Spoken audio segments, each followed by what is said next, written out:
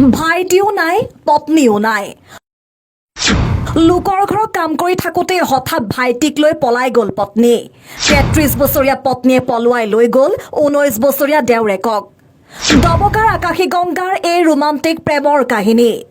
দবকাৰ আকাশীগংগাৰ খলিলুৰ ৰহমানৰ পত্নীয়ে ৫ সন্তানক এৰি পলাই লৈ গ'ল ১৯ বছৰীয়া দেউৰেকক। স্বামী খলিলুৰ ৰহমানৰ ১৯ বছৰীয়া নিজ ভাতৃৰ সৈতে পত্নীৰ আছিল ২ বছৰীয়া ৰোমান্টিক প্ৰেমৰ হিয়া দিয়া। স্বামীক যিমান মৰম কৰা নাছিল তাতোকৈ বেছি মাছৰ আঞ্জা আৰু চকলেট খুৱাই ভাল পাইছিল ভাইটিক। ৫টি সন্তানৰ মাতৃয়ে ১৯ বছৰীয়া দেউৰেকক পলুৱাই লৈ যোৱা কথাটো মানি ল'ব পৰা নাই গাঁৱৰ ৰাইজে। স্বামী খলিলুৰ ৰহমানে সমগ্ৰ ঘটনা আকাশীগংগা আৰক্ষীক কৰিছে অৱগত। হয়, পৰকীয়া প্ৰেমৰ বাবেই ৰাজ্যত অব্যাহত আছে বোৱাৰী পলাই যোৱাৰ ঘটনা। পত্নীৰ পৰকীয়া প্ৰেমৰ বাবে ধ্বংসৰ দিশে দবকাৰ হালধীয়াটিৰ এটি পৰিয়াল। দবকাৰ হালধীয়াটি পৰকীয়া প্ৰেমৰ ভয়ংকৰ ৰূপ। পৰকীয়া প্ৰেমিক প্ৰেমিকাই পলাই যোৱাৰ পাছত বিপাঙত পৰিছে গাঁওবাসী।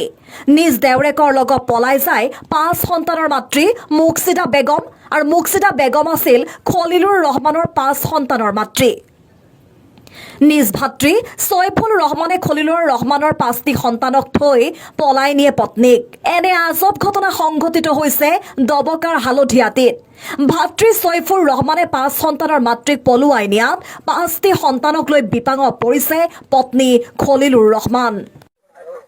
মোৰ নাম খলিলুৰ ৰহমান, মোৰ ৱাইফৰ নাম মুস্কিদা বেগম, আৰু মোৰ ভাইটিটোৰ নাম হৈছে চাইবুৰ ৰহমান। শুকুৰবাৰ দিনা ঘটনা।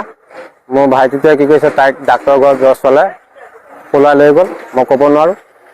পিছত মই গধূলাকৈ আহি পেলাই পাওঁ যে মোৰ ল'ৰা ছোৱালী কান্দি আছে। কামৰ পৰা আহি পেলাই সুধিছোঁ কি হ'ল, কয় আমাৰ পলাই গ'ল।